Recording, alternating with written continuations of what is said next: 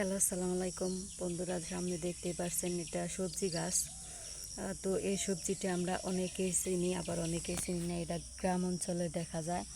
তো গ্রাম অঞ্চলে ঝোপঝাড়ে এবং ফাঁকা জায়গায় এই গাছটা হয়ে থাকে। এই গাছটাতে প্রচুর পরিমাণে ভিটামিন। এই গাছটার মুথাটা উঠিয়ে শেষে রসটা খাওয়া যায়। শরীরটা অনেক বেটার থাকে, যেমন দুর্বল লাগলে দুর্বলতা সেরে যায়। তো এই গাছটার নাম হচ্ছে আমাদের গ্রাম অঞ্চলের ভাষা যেটা বলা হয় পেপলের পেপল পাতা গাছ। তো দেখেন এই গাছটা আরও ভিন্নভাবে খাওয়া যায়।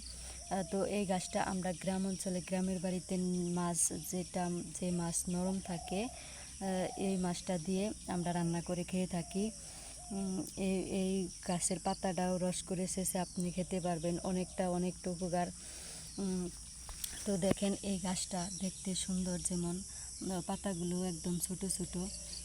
তো এই গাছটা আপনার বলতে পারেন আপনারা যে আমাদের দেশে নাই, আপনারা যেখানে দেখেন একটা গাছ গোড়া সহ উঠিয়ে পরিষ্কার জায়গায় লাগিয়ে দিবেন, সুন্দর হয়ে যাবে, ওখান থেকে খেতে পারবেন। তো দেখেন গাছটা আমরা শক্ত মাছ, যেটা ভালো মাছ, ছোটো মাছ দিয়ে এবং কি বড় মাছ দিয়ে রান্না করে খেয়ে থাকি, অনেক সুন্দর লাগে।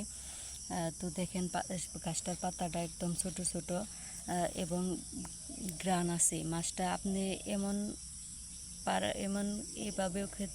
এমনভাবেও খেতে পারবেন যে মাছ একটু নরম হয়েছে ওটা দিয়েও খেতে পারবেন, বেশি নরম হয়েছে মানে একটু সেন্ট বাড়িয়েছে ওটা দিয়েও আপনি খেতে পারবেন। রান্না করলে ওই নরম মাছটাতে কোনো সেন্ট থাকবে না, এই পাতাটারই সুঘ্রাণ বেরিয়ে আসবে। অনেক মজা লাগে, অনেক টেস্ট লাগে। আপনারা খেয়ে দেখবেন, আমার মুখের কথা না কিন্তু, শুধু খেয়ে টেস্ট করে তারপরে বলবেন যে মিথ্যা বলছি কিনা। দেখেন এটা কিন্তু পেপল পাতা শাক সবজি, দেখেন অনেক আছে, এখানে অনেক হয়েছে, সুন্দর দেখায় গাছটি, এরকম লতা পাতার মতো ছড়িয়ে যায়। এটা আমাদের গ্রাম অঞ্চলের বেশিরভাগ দেখা যায়। আমরা অনেকে আছি গ্রামের বাড়িতে বা অথবা শহরে যারা থাকি, তারা ঝোপঝাড়ে বা রাস্তার ধারে অনেক গাছ থাকে, গাছটাও চিনি না, গাছ দিয়ে কী কী উপকার হয় সেটাও জানি না। আপনাদের জানিয়ে দিলাম, বুঝিয়ে দিলাম।